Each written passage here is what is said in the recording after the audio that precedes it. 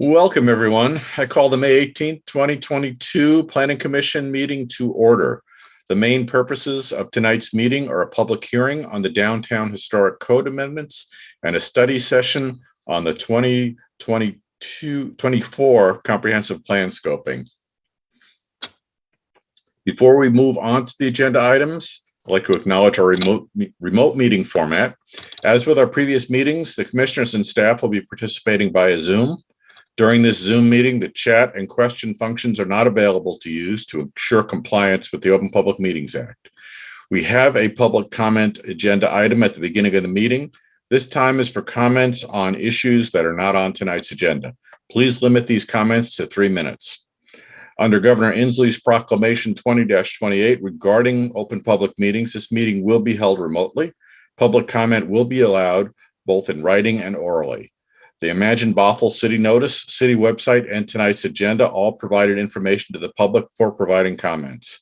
People wishing to comment were instructed to notify staff or provide written comments by 3 p.m. today.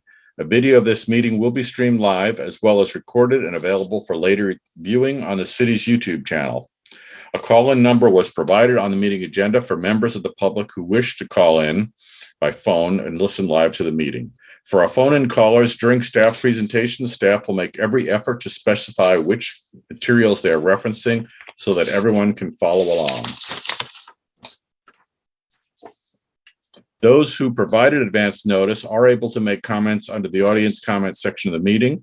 Email was encouraged as well and will be acknowledged. I'm not aware that we have anything. Well, we have not been forwarded an email before this meeting, so the commissioners have not seen anything. At this point, we'll take a moment to acknowledge the attendance of the commissioners, and I'll go by position number. Commissioner Dodd. Here. Commissioner Westerbeck. Here. Commissioner Curd. Here. Commissioner Robson. Here. Commissioner Anders. Here. And Commissioner Gustafson is absent and excused, although she is monitoring our every move as she can. At this point, in addition, we have Sarah DeSimeone, Historic Preservation Consultant, and Senior Planner Nathan Lamb in attendance. Lastly, before we begin, I'd like to reiterate some meeting guidelines. For all meeting attendees, please speak clearly and pause frequently. State your name each time before speaking. Mute your microphone when not speaking and unmute before speaking. If you are also streaming the live video feed, please turn the sound off as there is a delay.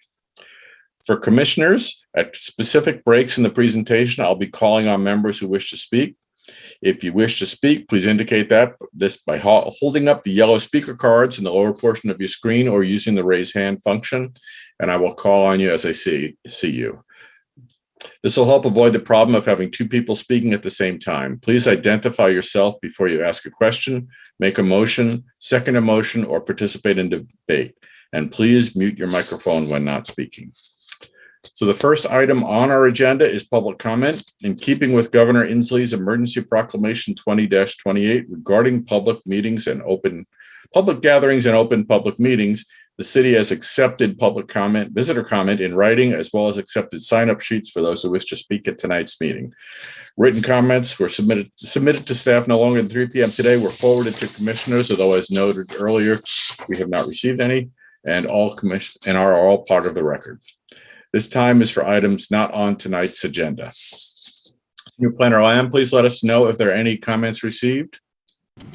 No, Mr. Chairman, we didn't receive any comments, and I did have a Nan Noble in the attendees room who's gone now, and so if Nan is watching via live stream, I did want to invite her to come back in if she has something to say about an item.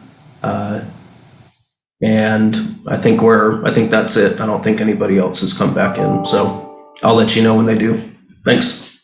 Okay, seeing as there are no other members of the public seeking to comment, I will move on. If she does reappear in the attendees, we'll make every effort to bring her in at a appropriate time in the meeting.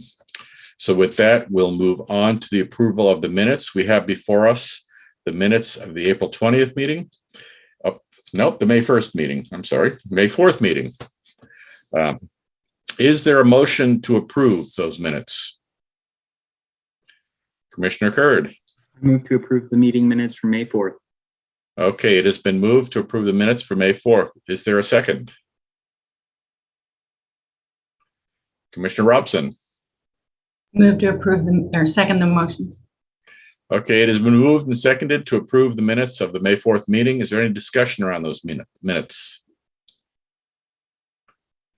Seeing none, all in favor of approval of the May 4th minutes, please indicate. I can see all, so all right, it is unanimous. All 6 attending commissioners have voted to approve the minutes of the May 4th meeting.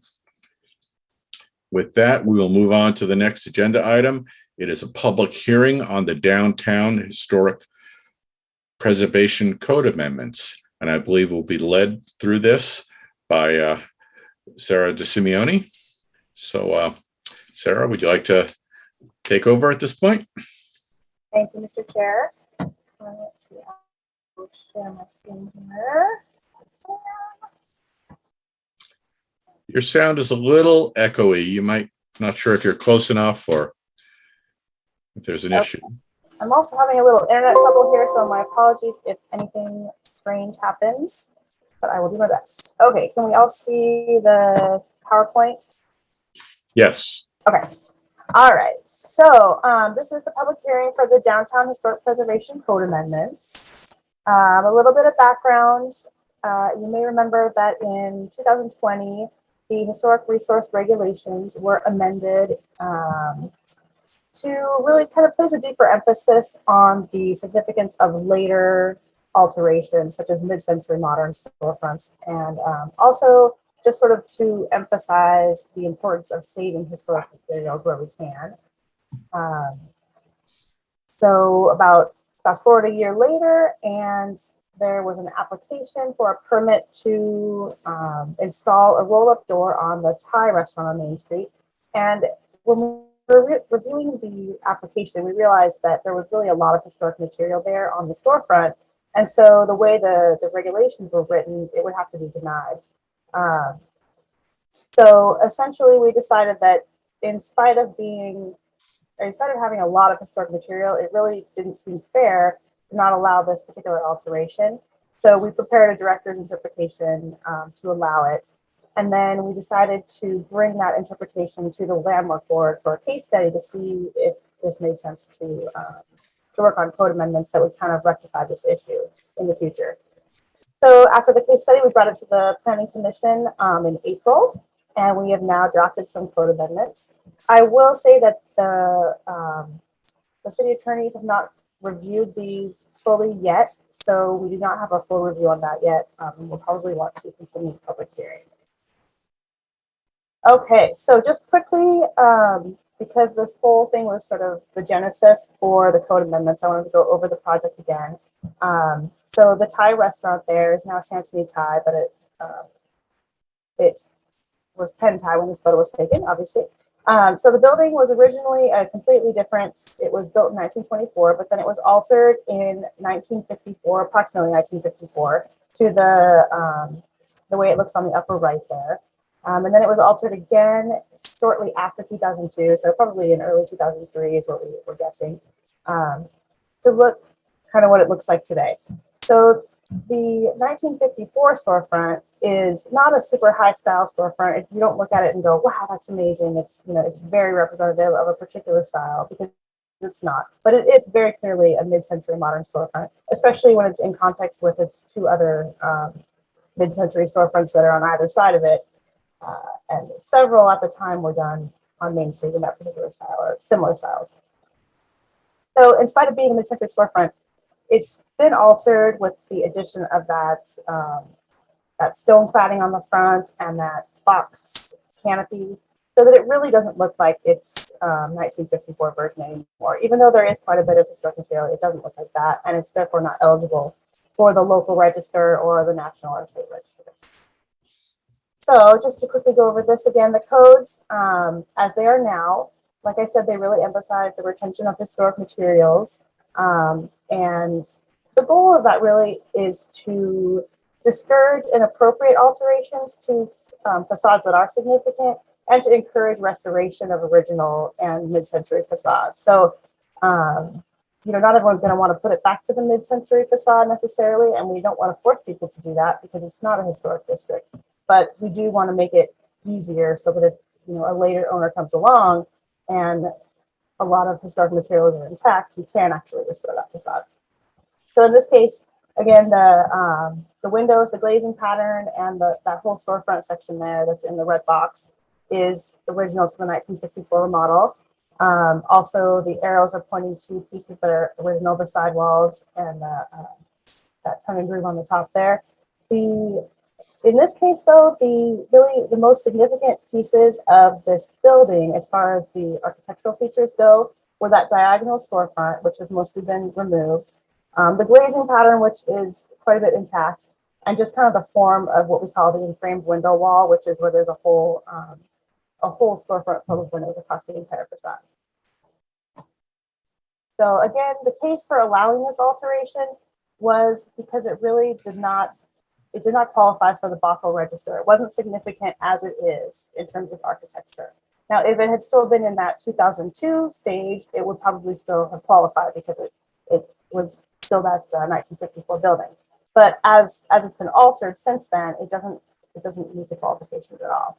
So basically what we did was we took these criteria that we had used to make the director's determination to allow that alteration, and we turned it into draft code amendments. And it was just kind of added into the section on rehabilitation for historic buildings. So I'll do this quickly. We added a process, a landmark preservation board special review. Any building subject to the regulations in this chapter that has been substantially altered may be granted special review by the Landmark Preservation Board, provided that it meets the following criteria. Like we said, number one, it's not listed on the local, state, or national register of historic places.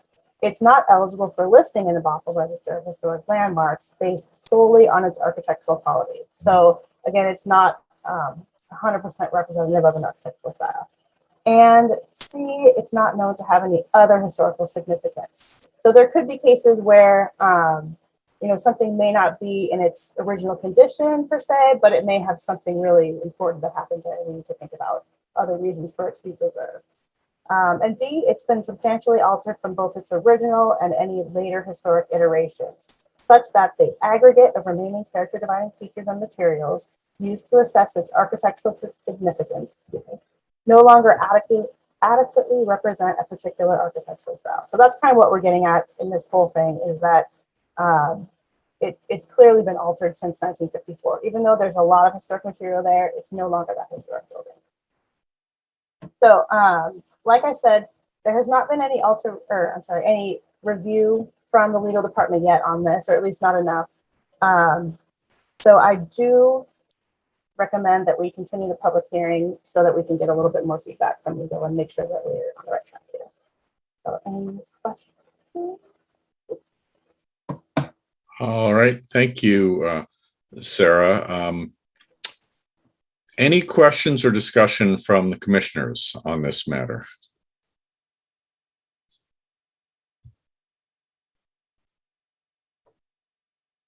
Looking around. Okay, I'm going to dive into some details then. Formatting, I think you've got two B's. I think you inserted the section and you didn't make the section after it changed from B to C. So take a look at the code there. That was right. That's how it kind of played out because there were so many levels, but yeah. That will be corrected. Yeah, it's challenging, and quite frankly, usually when I look at these, I print them out and use a highlighter to see what level you're in because it can be tough to follow. But I think you've got a couple of, I think you put in a B and didn't make the other one C. So take a look at that. And then I have one other general comment. Could you pull up the code and go to right to the beginning? It's the introduction. I think it's page 13 on the agenda packet. Oh, yeah.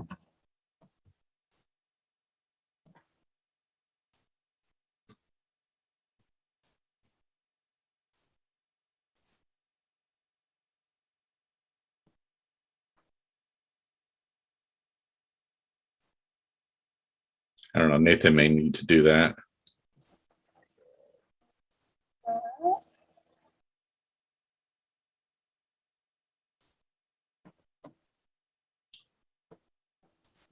Showing up there. Looking for page 13 of the agenda packet.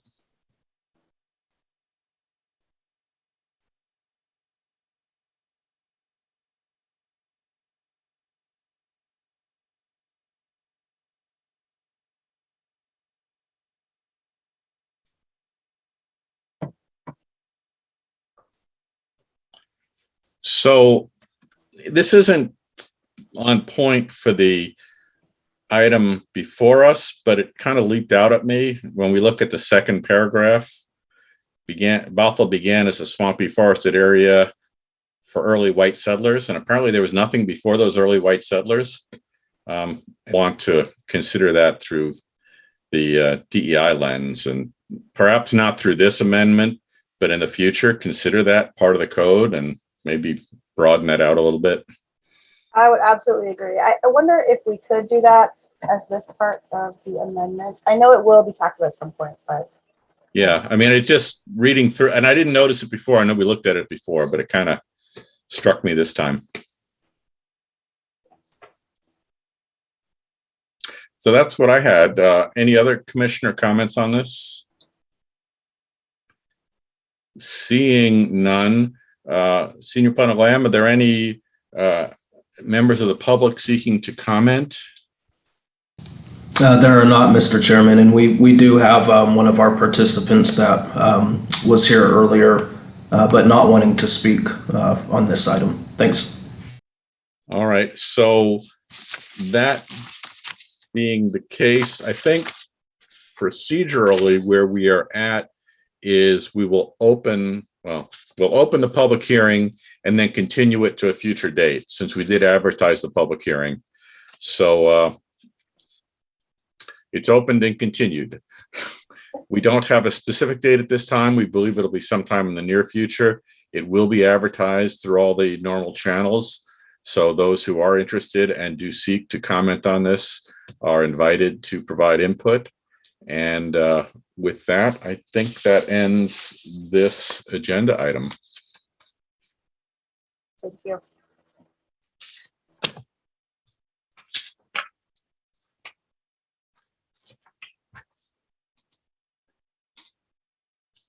All right, thank you. Thank you, Sarah, for that presentation, and we look forward to acting on this item. So the next item on our agenda moving forward is a study session on the 2024 comprehensive plan scoping. This is a very early part of the process, and Senior Planner Lamb will lead us through this discussion, tell us where we're at, and let us know what our next steps are and what our opportunities are to provide feedback.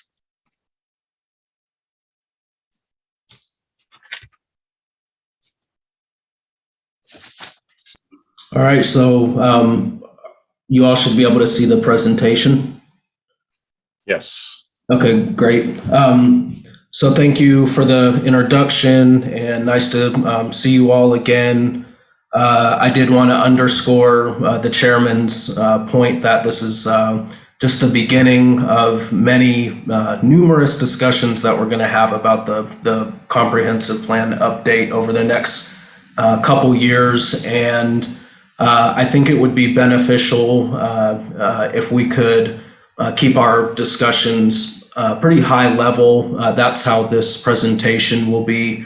It's really too early in the process to be diving into the details. Those details that make up the greater part of the plan are going to be what we work on over the next couple years. So anyway, we will jump into it and see if I can go on here. So if you watched the April 12th council presentation, this is going to look very familiar to you.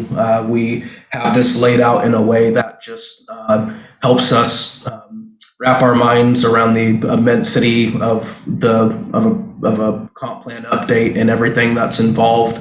We've been trying to understand as staff where to start, and we're using this analogy of a puzzle. We use go for the most important pieces, the outside frame, and then we build all the details in later. And so we're going to talk about the context and background information like we usually do for this item. We're going to talk about the scope. That'll be the majority of our discussion.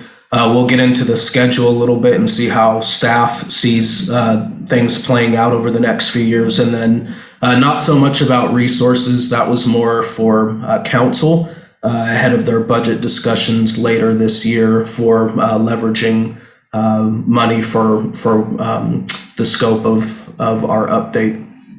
Okay, so within the context of the Growth Management Act, jurisdictions are required to update their comp plans every 8 years, and the last time we did that was 2015, and so we are due for an update. It was initially earlier in 2024, but some recent legislation pushed it out to the end of 2024 and bought jurisdictions some more time. So we were glad to see that was the case, especially with the magnitude of all of the recent legislation and what's required, and we'll get into that. But just in general, a comp plan must have consistent goals, policies, and development regulations adopted. So it goes without saying that your policies would,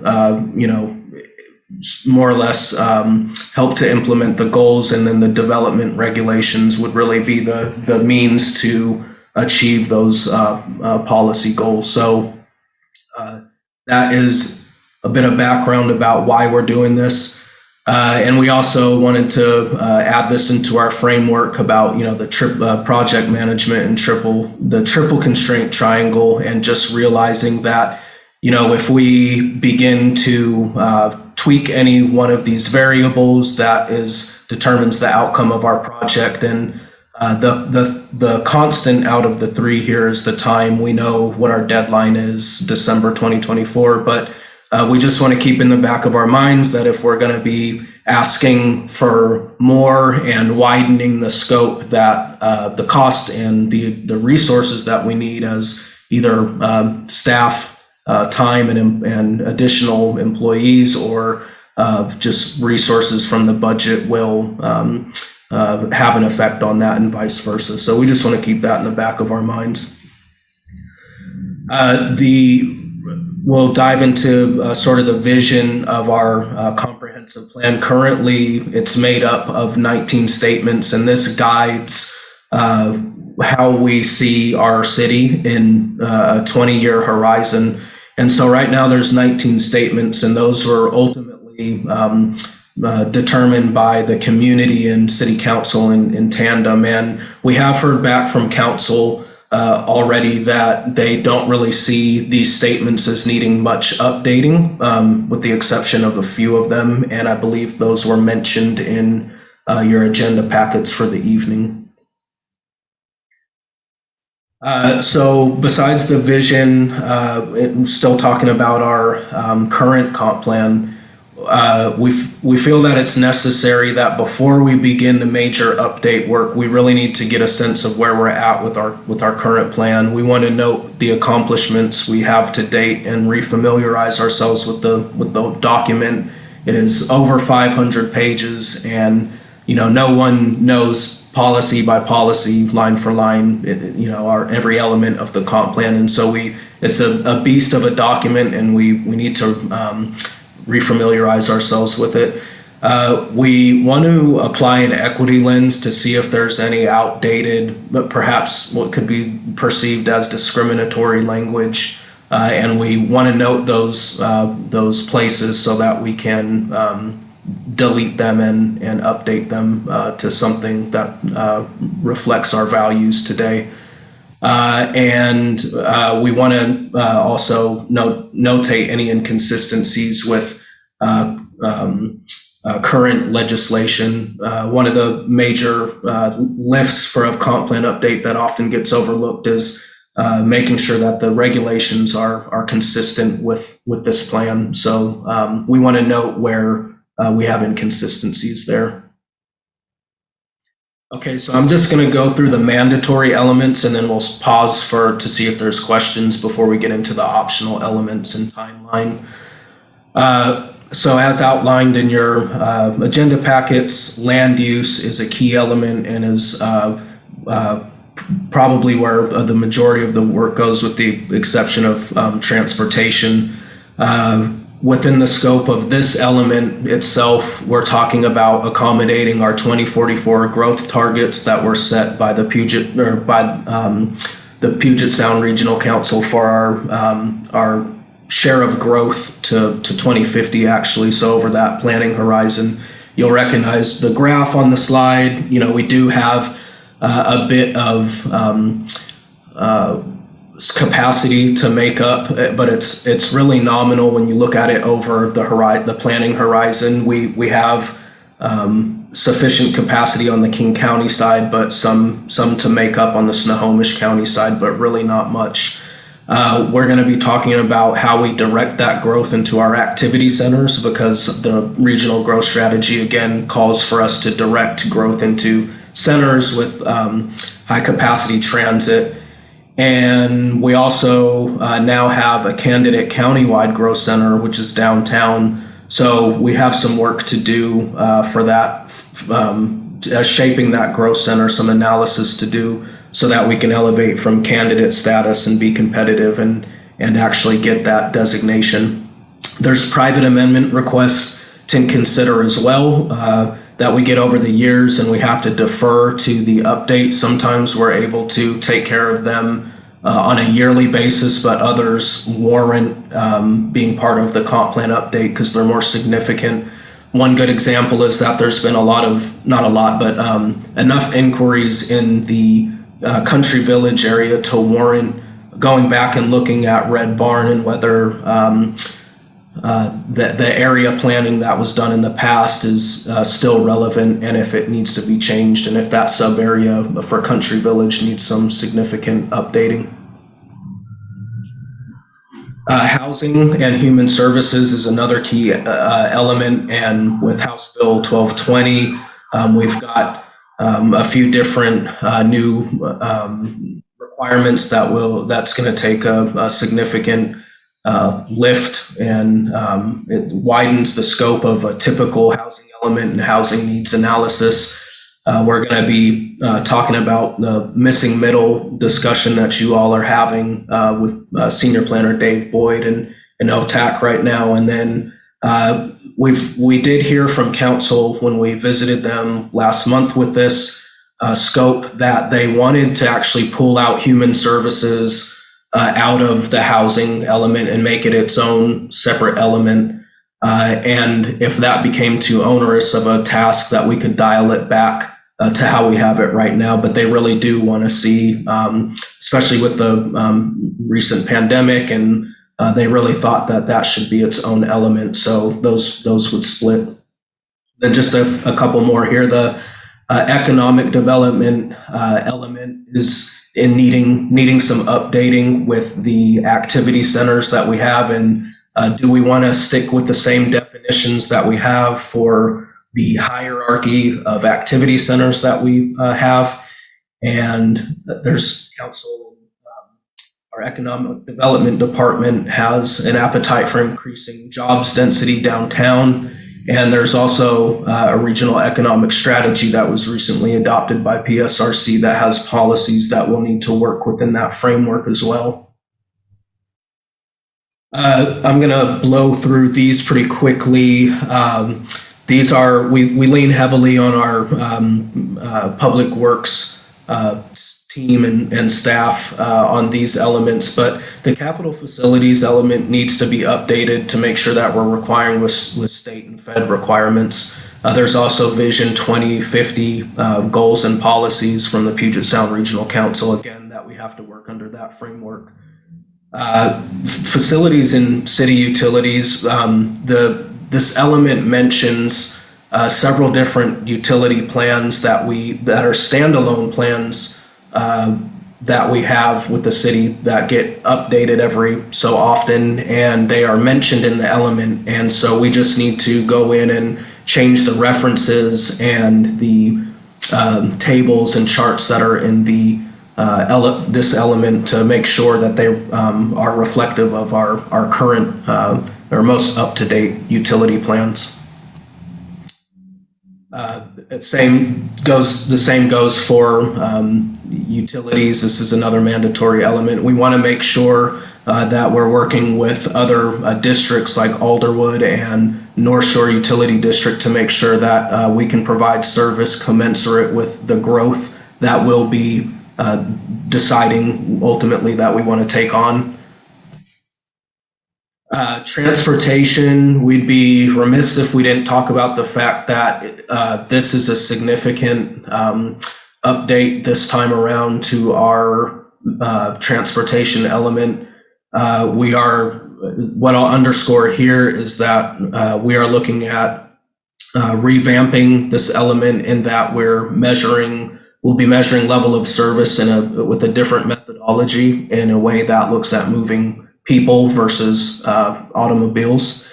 And so this is slated to take a significant amount of resources. Our public works folks are already gearing up to get a consultant on board by the end of the year. I think I'll have to revisit that in the timeline, but this is going to be a significant part of the work. And again, we are dialed in on building equity and equitable access to transportation and a safe transportation network into that element. Okay, so I think it'd be helpful if I just paused here and see if there's any questions before we move on to the optional elements. Commissioners, questions? Commissioner Curd. Thanks, and I'll keep this high level. So thank you so much, Senior Planner Lamb, for the presentation. It's been awesome to see and get an overview of kind of the chapters and elements. Two kind of overarching questions. The first is in the housing element. We always talk about the numbers for the capacity that we need for the 2044 growth targets.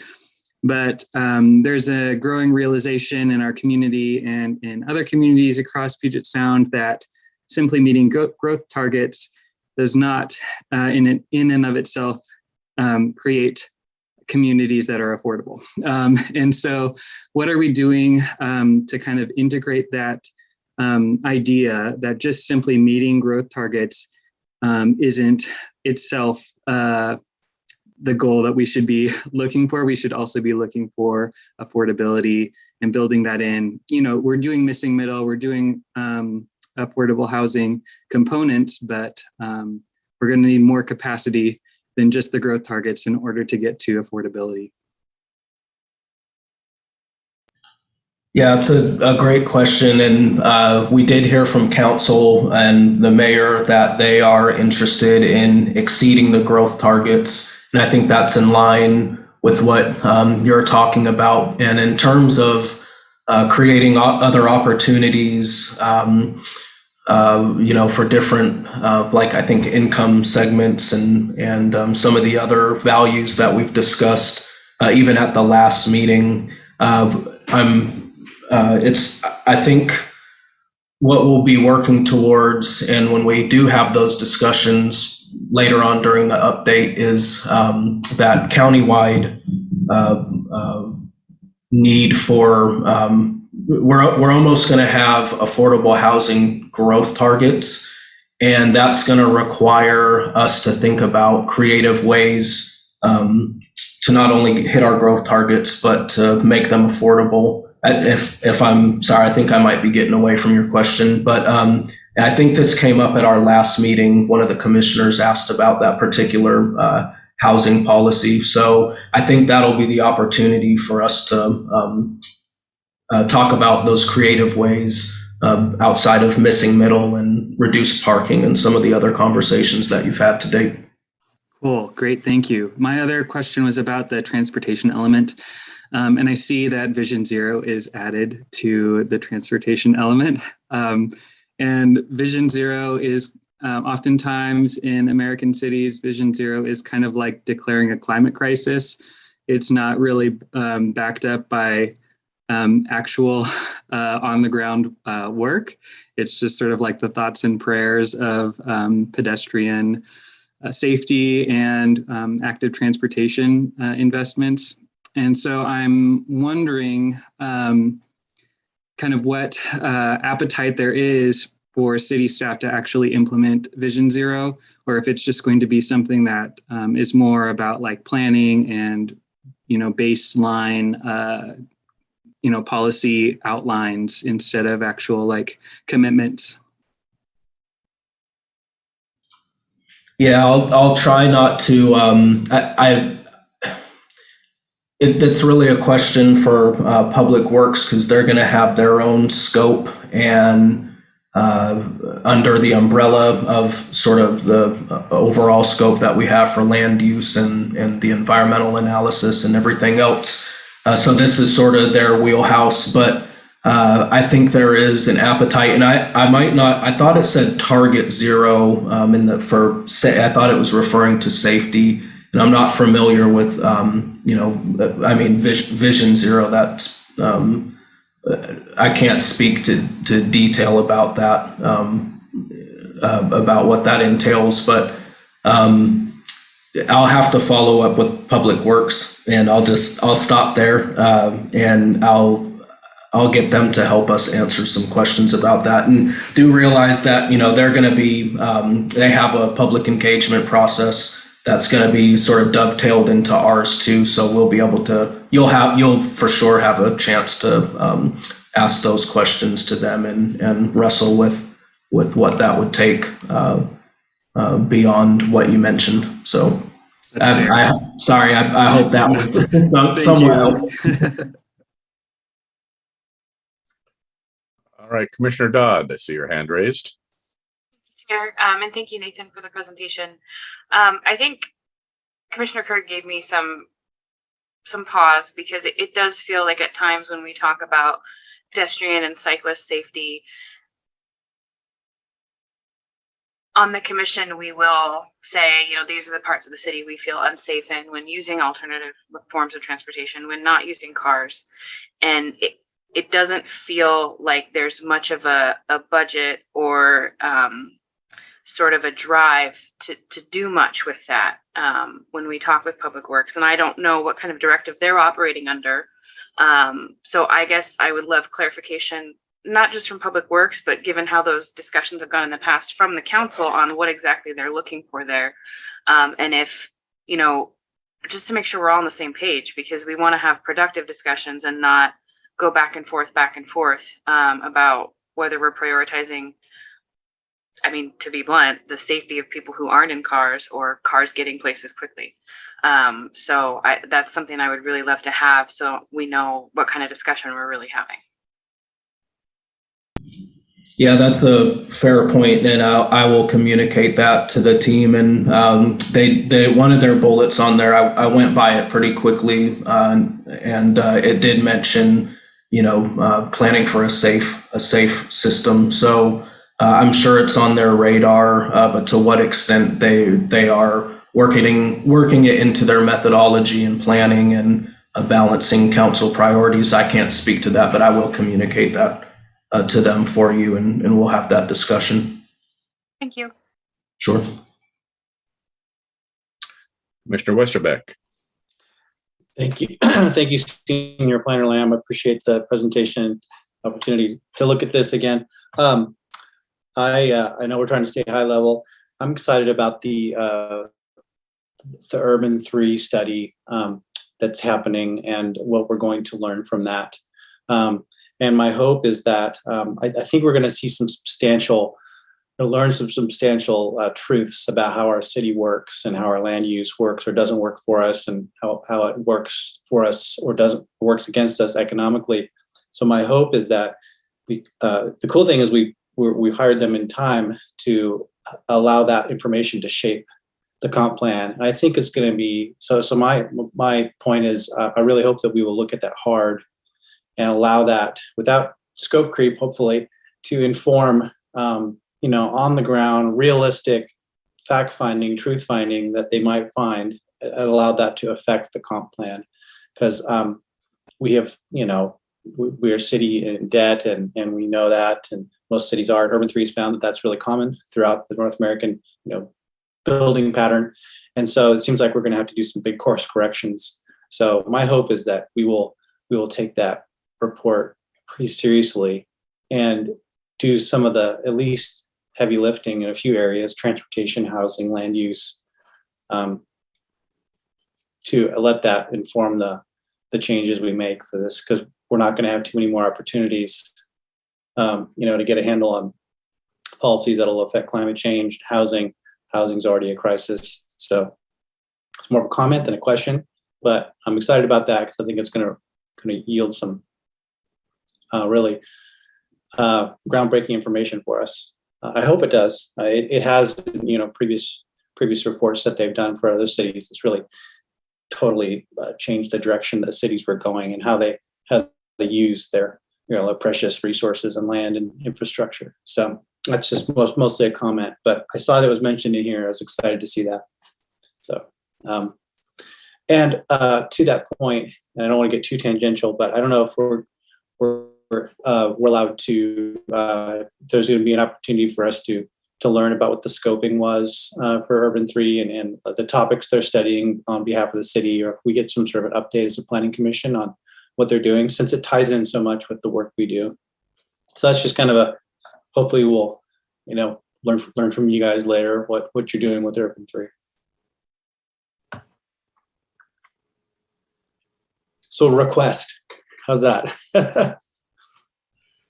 Thank you, Nick. I got your back. Sure thing. We'll bring updates to you. And yeah, we're excited to see the results of that analysis too. And they're working with our GIS team right now to get everything in order and do some scenario planning in our activity centers. So I'll provide updates in one of our next meetings. Love that. Thanks so much.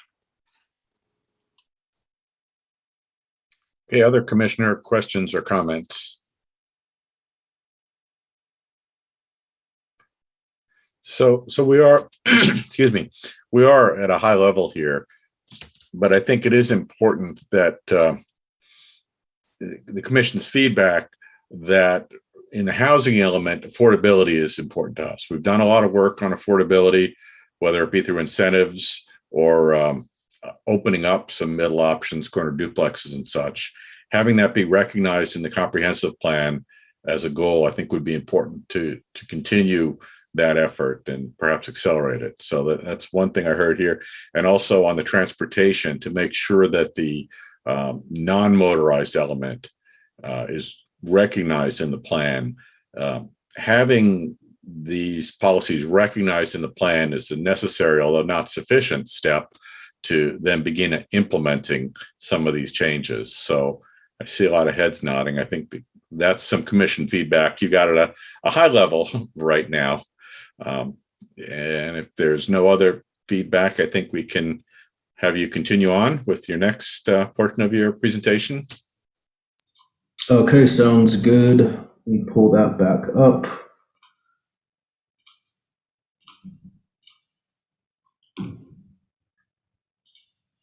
Okay, we should be in business.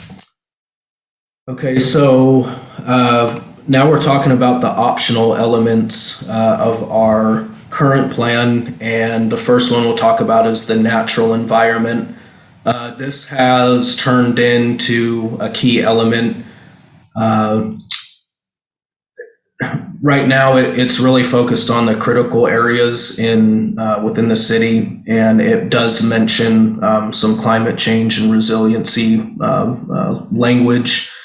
But really what we're talking about here with the recent legislation that was sponsored by one of our council members that didn't quite make it all the way, but has provided a great template for how to move forward with a climate change and resiliency element, and council has told us that they want to have a full-on climate change and resiliency element separate from just mentioning a few policies in the natural environment element.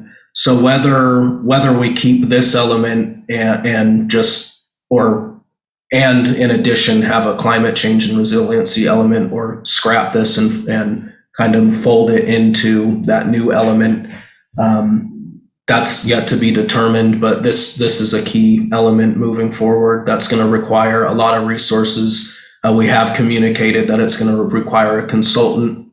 But the good thing is that there's going to be a lot of grant money that's available, and it's already starting to sort of be, applications are out for some of it at the state level, and you should see some at the regional and county level as well. So there's going to be resources that can help us get there, because it is a significant lift. And I believe Commerce will be releasing like a draft element that, a model element that jurisdictions could use as a baseline for turning it into what could fit for their jurisdiction. So more to come on that.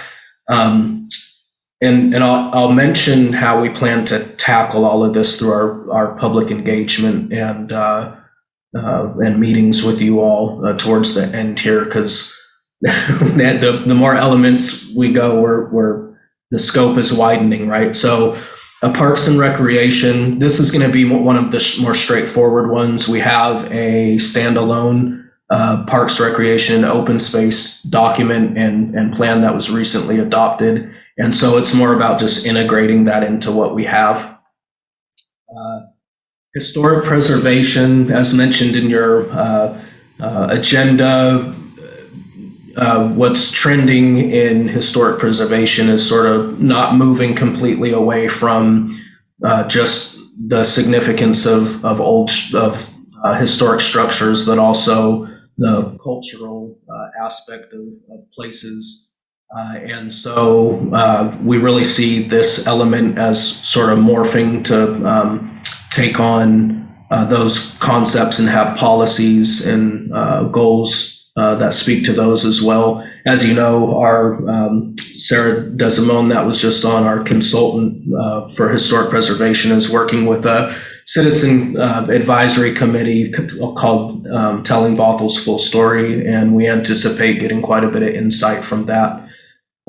Urban design, this is one where we didn't really I don't recall getting much direction from council on this one. It's really a matter of, do we want to update design guidelines and regulations in some of our areas, and we have Gateway listed here as an example. And so we'll need to discuss that, the scope on that particular element at some point as well in the future. Annexation, we don't anticipate having any updates to that, or minimal updates. There really isn't an appetite with council to annex, and we've had minimal interest in the community outside of our city limits. So sub-area plans, we're not proposing a lot of additional work outside of Canyon Park and downtown. I did mention Country Village earlier, and there seems to be some synergy for that with Red Barn sort of being an outdated framework that we had been working towards. And so really the goal here is just making sure our sub-area plans are consistent. I mentioned when we do the evaluation, we're going to go through and see cross off the list what's been accomplished to date, and if they are consistent with the regulations in our code. Okay, so that was it for the elements, and we'll have a few integral tasks to talk about before we pause again for a break for questions. DEI is obviously going to be integral to the whole update, and all of we specifically call it out in some elements, but it'll be across the entire update. That's something that this commission values and that city council does as well. And so there's quite a few tools that the Puget Sound Regional Council is working on right now, as well as the counties that already have some equity lens tools that we can apply to our current plan and use going forward. And then, of course, we have our own DEI plan that's being worked on right now. So it would make sense that we would integrate that into our comprehensive plan as well. Okay, public engagement. So we should be coming back to you within the next month or so, getting your thoughts about how we've outlined a public engagement plan thus far. We see it entailing the visioning that we spoke about earlier, alternatives development in 2023 for how, we're going to have a certain set of alternatives for how we want to grow, and we'll need the public to weigh in on that. Environmental review, and of course, adoption of the final plan.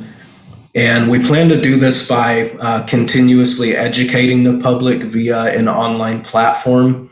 We thought we would be able to get that going this year, but it may be next year, and we may have to communicate with our city website right now. But we do have a domain, and we are working towards having a separate website and place that you could go to at any point in time to learn about how you can get involved and provide feedback. So that's part of the soliciting feedback that we'll all be doing together. And then we'll be sharing that feedback on that platform as well, to keep it as transparent as we can. And I think this is the last integral task here, which is environmental review. So far, we feel that we're not going to have to do a new EIS. It's going to be supplemental, and the what would be proposed isn't significant enough to warrant a new one. That's as far as we've gotten for now. And then I've mentioned the development regulations several times already. The important one here to underscore is our design and construction standards manual. This is how they need to be consistent with our regulations. It just gives more teeth, especially from a design standpoint, for how our environment gets built out. Okay, I thought we were going to pause there, but I'll just go over the timeline and then we'll pause. This was all in your packets as well. I'll just really quickly say that community engagement, it's hard to visualize it in a table like this, but community engagement goes to 2024. Start going back to the top. We'll start the foundational work now and in Q3 when we start that evaluation and assessment. Transportation element update is going to start later this year. They're going to get consultants on board, and they will absolutely be coming in, having meetings with Planning Commission to loop us in. And we want to start that education that I just mentioned for our public engagement plan in Q3. If there are any questions on the timeline, I would be happy to show more in-depth timeline if it's necessary, but I'm going to pause for questions again here as well.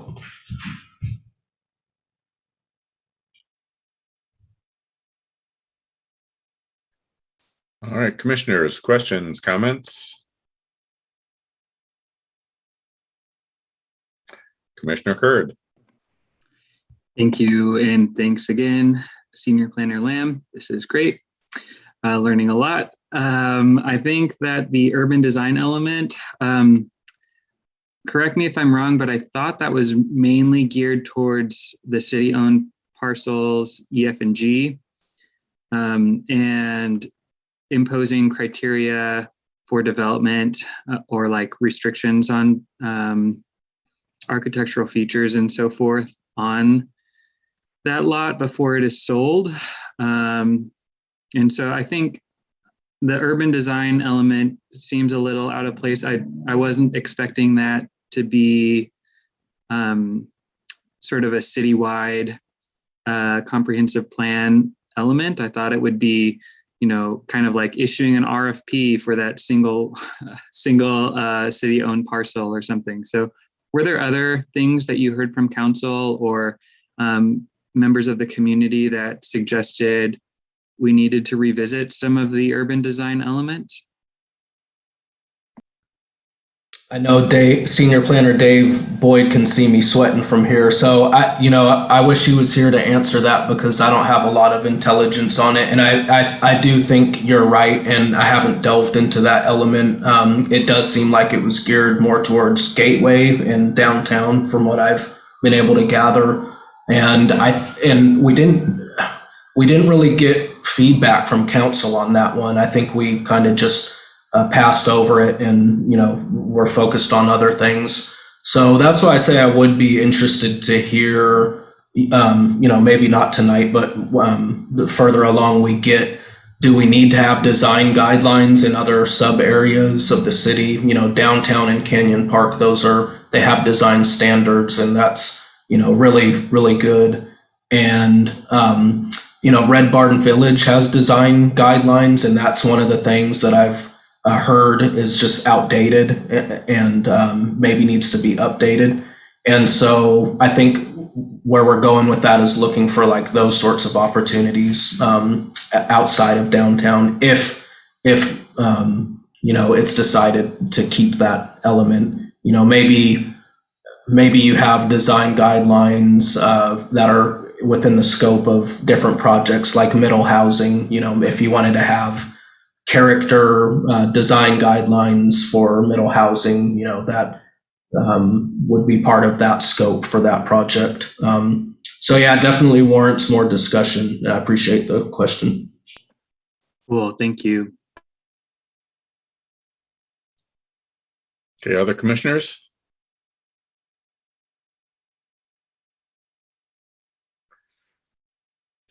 Well, I've got a topic that may be more for commissioner discussion than Senior Planner Lamb. In our last meeting, we did talk about renter involvement in the process and the fact that there does not appear to be very much, if any, with our sole renter moving on from that community. And I wondered whether the commission would want to make some sort of statement to that effect. I have seen that in some other comprehensive plans that's been raised in other communities. So I guess I'll put that forward as a question, and then I've got a thought on where we might go from there if there's interest.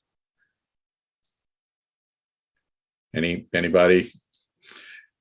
Yes, Commissioner Dodd. I think that's a great idea, honestly. Just getting out early and saying we want this input, let's get creative on how we can seek it and get people engaged and convince them that we care what they think and that, I think that's awesome. So thank you. And it looks like we lost Commissioner Anders. Is that true? Oh yeah, I'll keep an eye on the attendees room. Okay. Other commissioner thoughts on that matter? Commissioner Curd. Yeah, thanks. I really like this idea. I don't know how we can successfully reach renters when the city hasn't really ever before done that. But identifying that, our city is growing and the demographics are changing is certainly a start in the comprehensive plan itself. And, there's going to be a lot of public engagement opportunities just because of the activation of downtown in the summer. And so that's certainly an opportunity where people who live downtown, which tend to be a lot more renters like myself, might be more engaging there. And so there might be opportunities maybe to have a little station or something. Not that we want to kill the vibe of a downtown party, but it might be a good place to have discussions with people who have more time and who might be out and engaging with the community. Go to the block party, have a beer, and talk planning, huh? Sounds good for me, but I'm willing to take a shift. Well, I have a thought. We could certainly craft a statement to council on the importance of this. And my experience has been it's not real productive to do that in a setting like this, but I've got my bylaws here. And we can establish an ad hoc committee of no more than 3 commissioners who could get together and craft a statement that could then come back to us that we could present to council on this matter. The chair doesn't make motions under the bylaws, but if anyone wanted to propose a motion to form an ad hoc committee, we could certainly do that. Commissioner Dodd. Picking up what you're putting down. I move to establish an ad hoc committee of no more than 3 members to draft a statement to send to City Council expressing support for getting renter input in comprehensive plan update. All right, is there a second for that motion? I will second that motion to create the ad hoc committee on renter input. Okay, it's been moved and seconded that we do create an ad hoc committee as permitted in Article 9 of our bylaws. Any discussion around that motion? And I'm going to pause for a moment. I see Commissioner Anders is back, assuming technical difficulties has happened, but I did want to update you on where we're at. There's a motion on the floor to establish an ad hoc committee to present a statement to council on the importance of having a renter input in the comprehensive plan process. So that's what's being discussed right now. Thank you for that. And I apologize. Everything just went black. I could still hear, but I couldn't see anything. I couldn't control anything. So. Several of us have had technical issues during the course of these remote meetings, so there's sympathy across the commission for you. But to the motion on the table, any discussion on the motion? So I'd look for up to 3 members who would like to meet separately, craft a statement and bring it back, hopefully under our next meeting. We made a motion. Somebody's got to be involved. Commissioner Dodd, Commissioner Anders, I see 2. 2 is good. Commissioner Curd, 3 is the most we can have. Is that good? Are there others who'd like to vie for a position, or should we have those 3 individuals go off? And now what would happen is you would craft a statement. We'd bring it back to the commission for discussion. So it could be amended, but it's more useful to have that work happen separately and then happen here. All right. So there's a motion to have a ad hoc committee established with Commissioners Anders, Dodd, and Curd to craft a statement to council urging the outreach to involve the renter community in the comprehensive plan update. Any further discussion on that, or should we vote on the motion? I see no hands going up for discussion. So I would look for gasps or nods. Do you think you could have that back to us by the June 1 meeting? You see sort of nodding heads. So again, good. I appreciate that. The sooner we get it to them, I think the better. So all in favor of that motion? I see the commission is unanimous on that motion. So Senior Planner Lamb, you can expect some feedback. And I think on our next agenda, we can bring that back as unfinished business, unless you have something coming back on the comprehensive plan, in which case we discuss it there. So either way, we'd have this on the next meeting. Yep. I think it's an excellent idea, and looking forward to the statement. And you're already answering some of the questions that I had for the end of the presentation. So if you are ready to move on, I'll pull that back up, and we can get into those. Is that okay? Yes, please do. Okay.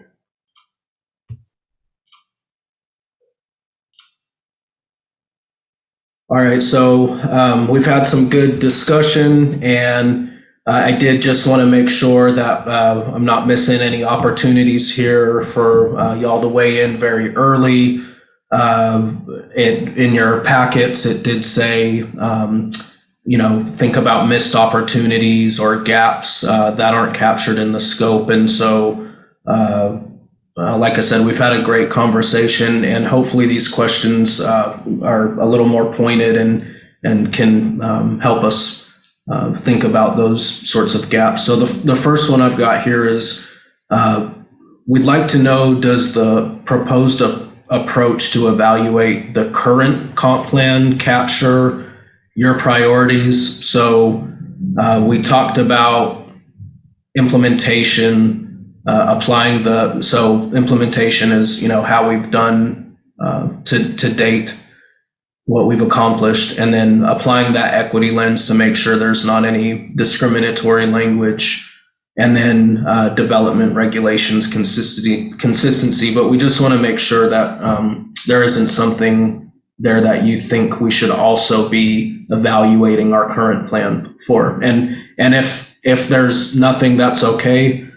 We can always table it and any one of these questions and talk about it next time if it comes up. So with that, I'll open the floor. Commissioners, I think, Senior Planner Lamb, you did hear us talk about the affordability in the housing element and non-motorized transportation in the transportation element. I'll scroll up and down and see whether Commissioner Westerbeck. Thank you. Appreciate that. This is, I think it's kind of high level, but the first question, implementation, applying equity lens, development regulations consistency. Something I feel like I've noticed on our comprehensive plan, but a lot of cities as well, is we have really lofty ideas and comprehensive plans, and they're often really good. And then our codes don't seem to have a way to implement them, and there isn't consistency. So we might say, that we encourage innovative housing ideas, but we really don't have a mechanism in our planning department for encouraging those, or innovative housing, opportunity for people to try things out. Or we don't have a way, so we say, we want Vision Zero, or we want protected bike lanes or something. We don't have the money for it, but we don't really have a way to do like a pilot program. So those are just little examples, but there's often just this total disconnect between what the vision, the comprehensive plan says, and our tools within our municipal code to get them done. So that's super high level, and I don't profess to come in with a bunch of answers tonight, but I'm going to be kind of focused on that as we go through this next couple of years. Are we doing what we say we want to do? And because I just often the comprehensive plan has these really fantastic things, and I go back and look at it and go, wow, even back in 2005, we wanted to build a compact walkable downtown, but what are we doing in our policies to make that happen? And so we're often not very consistent that way. So anyway, I'll be thinking about that. So I'm glad we're focusing on that implementation, consistency, and then equity lens, I think, is a huge part of that. We really need to bring in the DEI department and just go over it with a fine-tooth comb, because I think there's a fair amount of discrimination and exclusion in our codes that flow from this comprehensive plan that we're going to have to scrub out and analyze. Again, not a lot of detail there, but I'm going to be keeping my eye on that. So I think we've got work to do there. Very helpful. Thank you. Sure.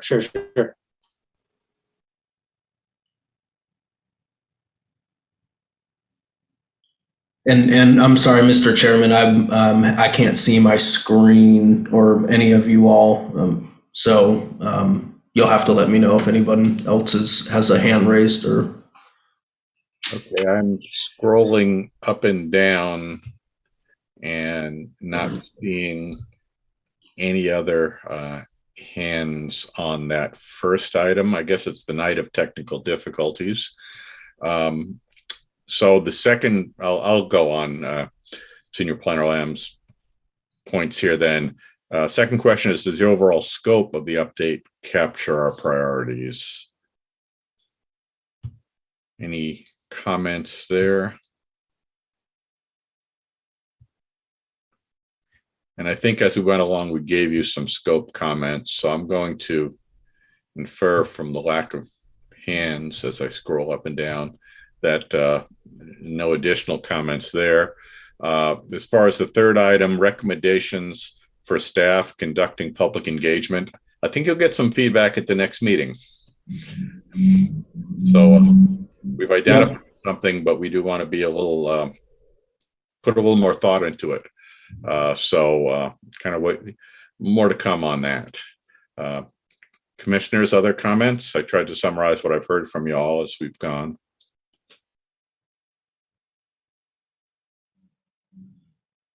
Seeing none. I'm going to maybe go a little off our high level plane and just ask a question of the moment.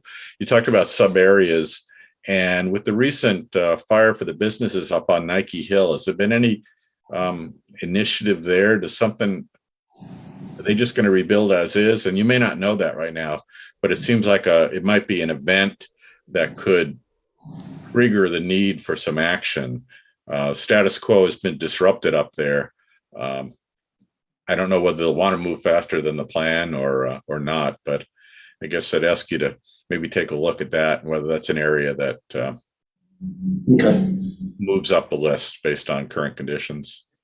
Okay, now that's a good question, and I am completely out of the loop. All I can mention at this point is the Urban 3 analysis does include Nike Hill as one of the activity centers that it'll do some scenario projections for. But that's all I've got for you right now. So I'll follow up. Okay. Yeah, there were some businesses that were kind of anchoring that area that now, due to the recent fire, are out of business. So, Commissioner Westerbeck, do you have a comment there? I just want to kind of jump on that and say, Nathan took the words right out of my mouth, Senior Planner Lamb, that Urban 3 is probably going to look at that and say you've already got a core of commercial there, and I think you're alluding to that as well, Chairman Kiernan. They're probably going to tell us, hey, build a node of commercial there because it will increase the the wealth for that part of the city and help make it more fiscally sound. So I think that's a huge opportunity. It's just sad when a fire has to do that, but they probably would have told us that anyway. So yeah. Anyway, love to hear that. Other commissioner comments or questions about the comp plan scoping? Commissioner Curd. Thanks. Yeah, I have one quick question, and it's into the weeds a little bit, so I don't expect an answer at all. But I noticed in the utilities section that there's a lot of improvements right now, kind of on the, the southeast edge of Maywood Hill. And I know that the Southern Whidbey Island Fault Zone runs through our city in that portion. And I'm wondering if maybe those utility investments have been targeted for seismic retrofitting and upgrades. I'm wondering how this might link into the comprehensive plan a little bit in resiliency and emergency management stuff. And I know that our fledgling Department of Emergency Management here is doing a lot of great stuff with the community. CERT classes are starting back up, that sort of stuff. Ham radio, I get the notifications on my email. It's great. I'm wondering if that could be wrapped into their work and maybe using them as a kind of a sounding board for emergency management and hazard resiliency stuff too.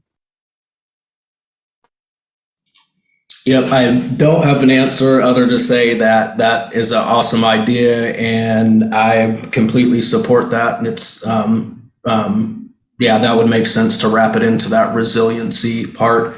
And we are assembling sort of like our interdepartmental teams, and that's what I said I was going to mention that I didn't. So the way we're trying to take bites of the elephant, if you will, with the scope is to put things, organize them into buckets. And so climate, adaptability and resiliency would be one, and then we can have those conversations. And so, yeah, I think it's a great recommendation, and I will pass it on to that team when we get those up and running. So, yep, good suggestion. All right, other commissioners? Well, I think it's safe to speak on behalf of all the commissioners that we're really looking forward to seeing more of this, to being involved in it as it comes through early and often, so we can get feedback through the process. So thank you for your presentation on this.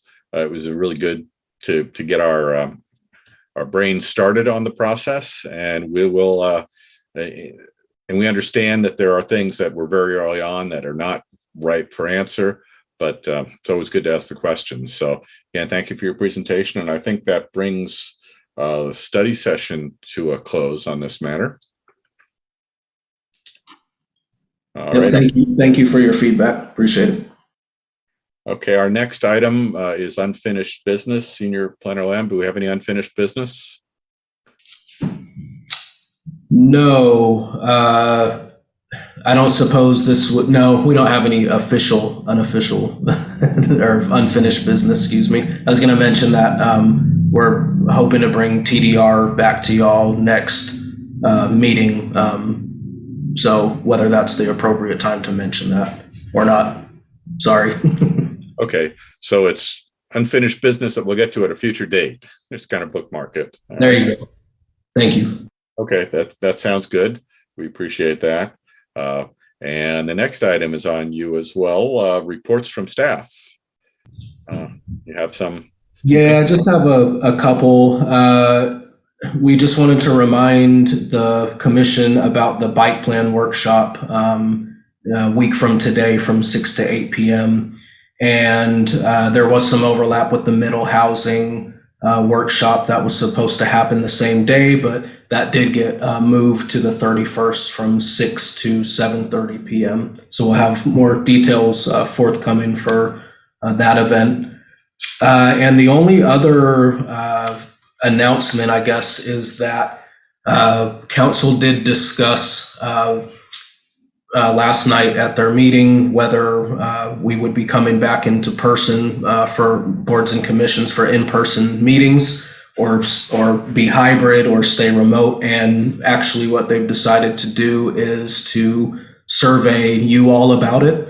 And so we'll get an official message about that within the next couple days here. But they want to hear from you about, what would be most productive for you, in person, hybrid, or completely remote. And they'll get that feedback, and then they'll weigh in on that again later. And so as such, the mayor will be extending the local emergency proclamation through June to give us more time to do that. So as for now, the meeting 6/1 will be remote until further notice. So I hope that's helpful, and I'd be happy to pass on any questions that you might have. It is a new development that just happened last night. So, but you can expect something in your inbox in the next couple days about it. And that's all I have for updates, Mr. Chairman. Well, thank you. I know a number of commissioners did express a concern about the overlap of the bike plan and the middle housing meetings. So I'll speak on behalf of all of us that we appreciate that was heard and adjustments were made. So you can thank the individuals involved in making that happen. So, all right, reports from members. Members, Commissioner Curd. My report is that I'm still delaying on my presentation about the cottage courts that I visited last month. I'm just kind of hectic right now, so I will get it probably on the 1st, and I'm working with Senior Planner Boyd to figure out the best time to do that, and whether that's part of part of a study session or just a report for member. We'll do it then. Thanks. Well, we'll look forward to that. We understand there are many priorities. So, other commissioners. Seeing none, seeing no requests to speak, we'll move on. Items to report to council. I think we will have one soon. I don't know that we have anything that's come out of this meeting immediately, unless I hear otherwise. So seeing no hands raised on that either, I think we've come to the end of our meeting. I want to thank you all for your participation. I think it was a productive meeting, yet short. So that's hard to do both, but I think we succeeded there. So there being no further business, is there a motion to adjourn?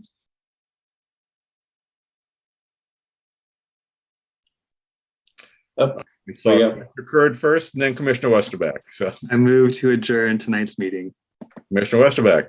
I second the motion to adjourn. All in favor of adjourn? I see all 6 attending commissioners raising their hands, indicating we're prepared to adjourn. So thank you all for your participation tonight. This meeting is adjourned at 7:25 p.m. Our next meeting will be June 1st, and look forward to seeing you all virtually once again at that time. So good night, all. Good night. Good to see everyone. Yep. Good to see you. Have a nice night. Yep. Bye.